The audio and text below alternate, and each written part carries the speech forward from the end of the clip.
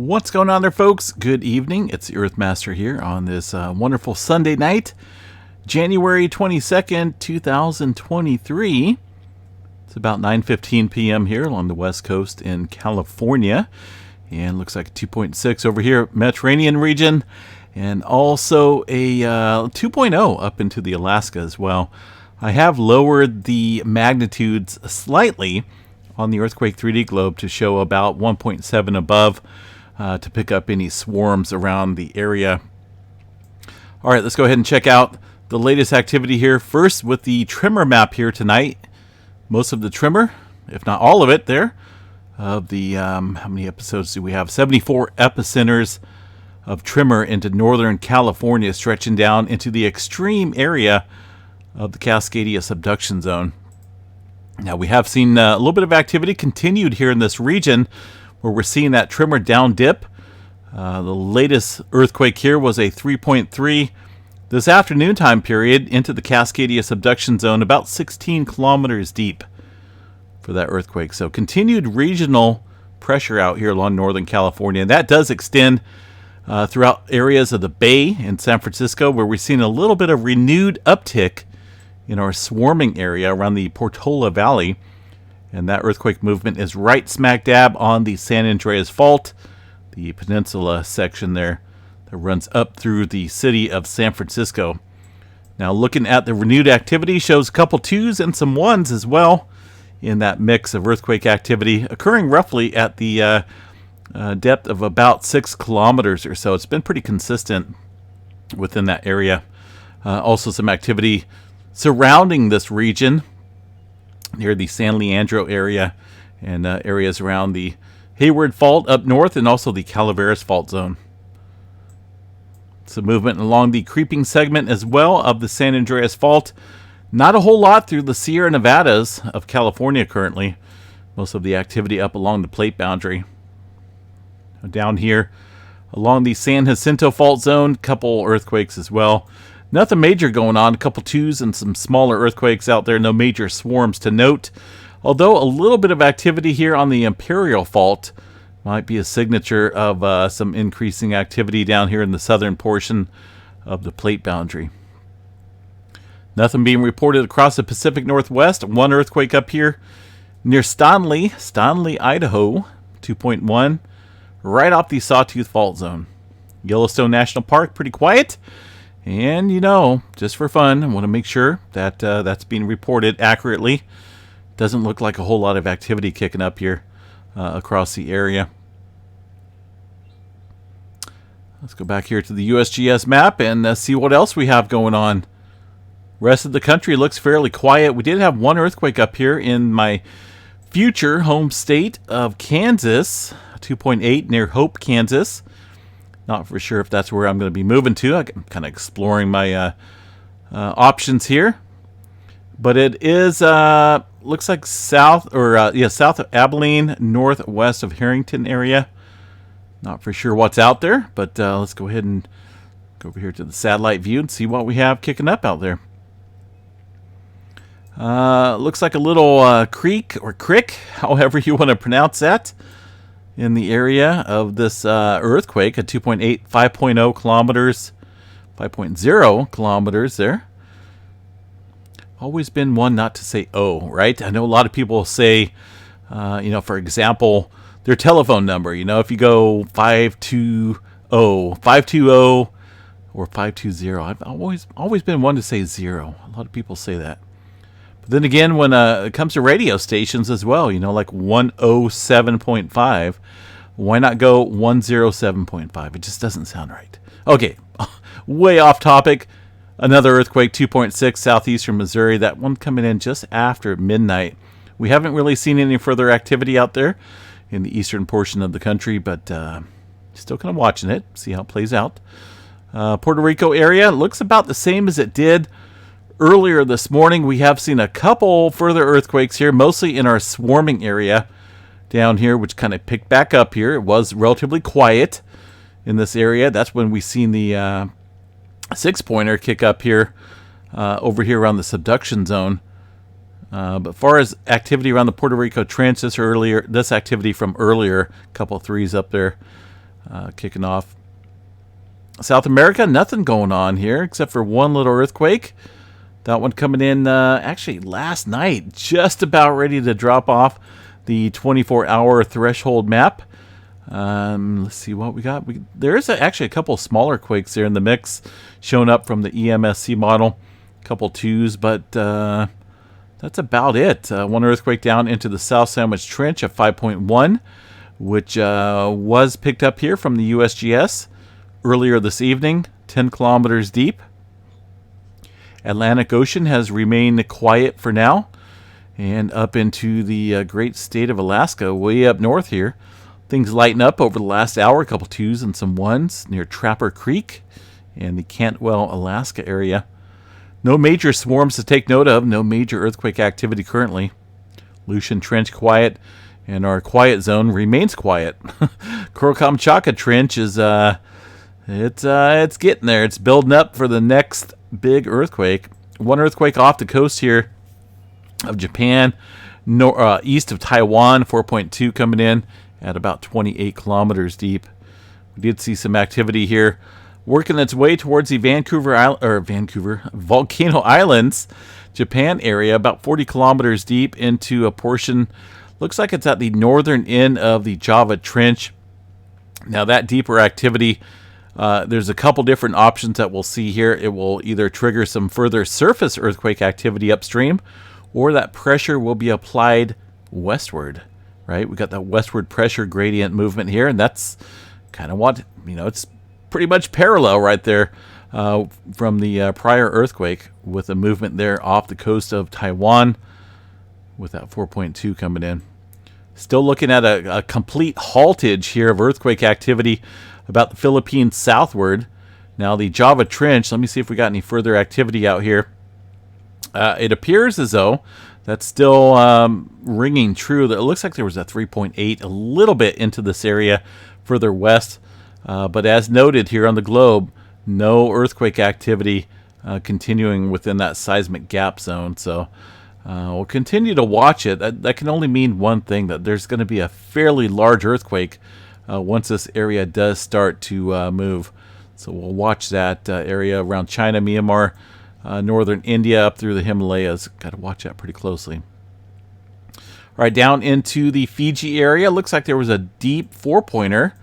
USGS is reporting that 4.6 from this morning, but I think there's a newer quake there, isn't there? Is that a 4.8 coming in? Yeah, 4.8 did come in. Much deeper earthquake being reported by the GeoNet servers, 4.9 actually, 619 kilometers deep, but the USGS not reporting up on that earthquake yet. New Zealand did see some activity. I did mention to watch this area for some backfilling of earthquakes. Once this comes to a halt here, the seismic movement coming to a halt, things start to backfill.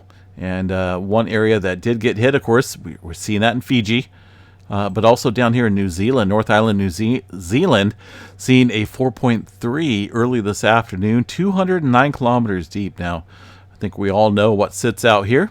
That is the Hikurangi Subduction Zone.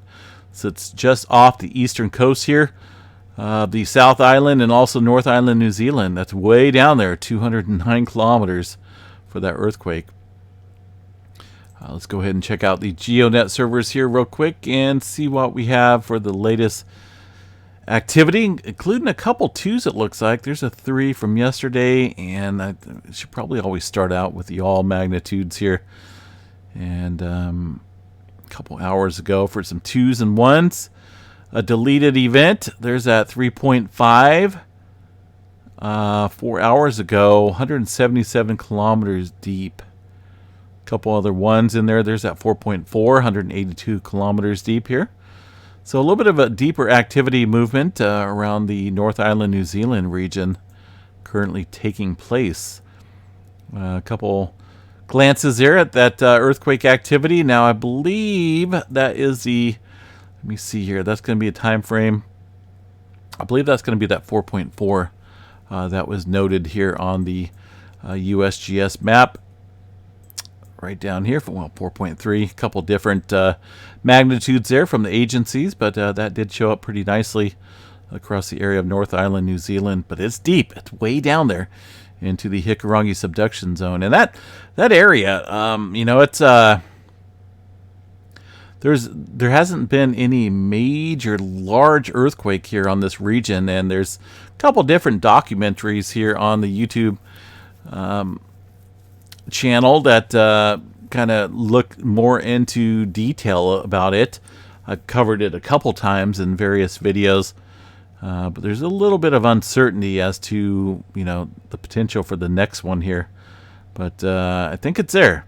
You know, similar to the Cascadia Subduction Zone there off the Pacific Northwest, there's a relatively small subduction zone area around North Island, New Zealand, but you got a huge chunk of the plate there. You know, the Pacific Plate is huge, and there's a lot behind it. Unlike, you know, the Cascadia Subduction Zone out there, you got this little bitty plate here, the Juan de Fuca Plate, being shoved underneath the North American plate here. So, you know, it's definitely up there on the list of New Zealand's potential deadliest earthquakes, and that would not be good.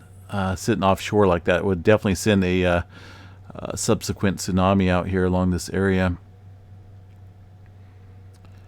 But you never know. You know, one of these days that will happen again. Just no telling when. So we're getting a little bit of migration here off the southeastern coast of the Big Island in a little swarm fashion towards the Lohi Seamount, but not specifically around there. 1.8, 33 kilometers deep. So we're kind of watching this migration of earthquake activity work its way off the coast there tonight. Further west, over here, way here, looks like one earthquake way up into northern China early this afternoon, a 4.1. Now the EMSC model globe here still shows this area lacking activity and a pretty good die down of earthquake activity across the Mediterranean. Of course, as soon as I say that, a 2.6 pops in here. Looks like around areas of Turkey maybe. 3.5.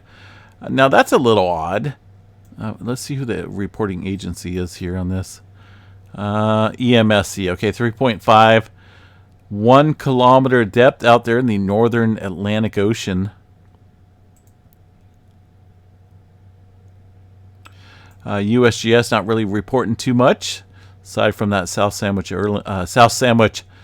Island earthquake. Yeah, things active, definitely active. We checked out Tremor tonight, and by the way, the this PNSN network has a really cool little deal here I found recently. There's a couple different live seismograph stations here that you can check out from the PNSN network. This is, I believe, the 1 minute view, but you can change different seismograph reporting agencies out here, whether it be up along the coast here, southern Oregon, I should say, all up and down Oregon, Washington area. You can check out various stations, and you can check out, like for example, specifically Mount Rainier, and we can change the width here from about 1 minute down to we'll go 3 minutes, and you can update this here, and we'll see seismograph stations here around Mount Rainier. Over a 3 minute time span, which is pretty cool to check out. Figured I'd throw that in there tonight with the update. Live seismographs are really cool to check out. All right, let's see what else we got. Space weather activity. There's all of our friends leaving the. Actually, kind of looks like this is growing and getting more complex. But that doesn't surprise me, right? Didn't I mention that last night? That wouldn't doubt it if this thing pops off a significant flare once it's out of the harmful Earth view. It's the observer effect. I keep telling you guys, right? You observe something, and it acts the way you want it to. But in this case, it really doesn't. It's not really acting how I want it to, because I would love to see a major flare, Earth-directed, but it's behaving, so to speak. So we'll continue to watch the sunspot. We're left with not a lot currently facing the Earth. This will not be geo-effective if it does decide to pop and blow a CME. And we're left with a lot of little wimpy sunspots here on the northern hemisphere of the sun. Not a whole lot there to look at. 10% chance for an X flare. And I think it's been that way for a little while. I don't think they've updated these. 55% chance for an M flare. 99% chance for a C flare. And things are relatively stable here across the map, as we can see. It hasn't really reached into the M level, M flare category in a little while. A little coronal hole that has been facing us, 69, may become geo-effective here in the coming days. The next few days or so, we'll see if that gets any more active up here on the 3-day geomagnetic forecast. Right now, Aurora's up there, up into the higher latitudes. Man, that's very, very minimal. Not a chance up there at all. We need a large CME Earth directed or a large coronal hole to create those major aurora conditions. And right now, it's not looking probable. I'm thinking about going out here tonight and checking out the comet. I'm sure you guys have heard about it. I keep mentioning the color green. It's got a green tail. So I'm going to go out and see if I can't catch that here after this update. And we'll post up some pictures here on the YouTube channel. And, of course, on Facebook and or other social media accounts, Twitter as well. If I can get some good shots here tonight. So I got a fancy camera. I got a couple different lenses I can utilize. I've caught the comet that was here a couple years ago, pretty nicely. That was visible though to the naked eye, and this one will become it could become visible to the naked eye around the end of this month. Maximum going to be 2nd of February. But I'm going to go out there and see what I can come up with here tonight. Pretty cool. It's cold. It's kind of windy out here, but I'm going to put on my pajamas, my jacket, get my tripod ready, and my little clicker for the camera, and we'll see what we can get, guys. So stay tuned for that. See what else we have. I think that's about it. I'm starting up my spring classes tomorrow at our college here in Northern California. So that's going to be another workload here onto my brain. Luckily, I'm feeling much better because it's it's going to be starting again. Had a nice little break from school, but this spring semester is starting up tomorrow. Going to be a busy one. Taking four more classes and looking at 12 credits. So I'm actually kind of excited for it. But I will definitely have my work cut out for me here in the coming months. But we'll continue to do updates daily. We always try to do a morning update and a nightly update, and we'll leave one optional update available just in case something major happens out here. It's kind of our commitment out there to the viewers and the subscribers. We like to make sure we stay committed. Alrighty, I think that's about it, folks. Again, the Earthquake 3D program lowered a little bit with the magnitudes here to show some of the smaller quakes into California and Hawaii, Alaska area. I don't want to clutter the globe with a whole bunch of low-grade below 1 pointers. So we'll just do, what do we got there, 3.8? I've got to fix this here real quick. There's a 1.0 coming into California right now. But I am still continuing to leave up the earthquake watch currently here for California due to the continued movement along the western Pacific, or the eastern Pacific plate boundary. That includes California, right? And the continued tremor activity up here around the Cascadia Subduction Zone. So we'll continue to monitor that and see how it plays out overnight. Have a good one, folks. We'll catch you guys a little bit later, and look for those pictures a little bit later tonight, I'm going to go out there and see if I can't deal with the cold a little bit. I mean, it's only, my weather station is showing 47 degrees, but I got some wind gusts up there around about 20 miles an hour or so. And I know 47 degrees, right? It's not that cold, but I'm basically getting over being sick. This weird, I don't know what it was, some weird type of cold. I had a fever and just a body ache, complete body ache. No congestion, no throwing up, just fever, body aches, and it was really weird. My smell's there, my taste is there, but it kind of reminded me of the virus that I had last year. It wasn't good. I lost my smell and taste for a couple months. I barbecued and I used all this garlic salt and whatnot on my meat, and I could not taste or smell anything. It was not good. And I'm a big fan of enjoying our senses out here. All right, guys, I'm going to get off here, quit babbling, and we'll chat to you guys a little bit later. Look for those pictures here tonight. Take care, everyone.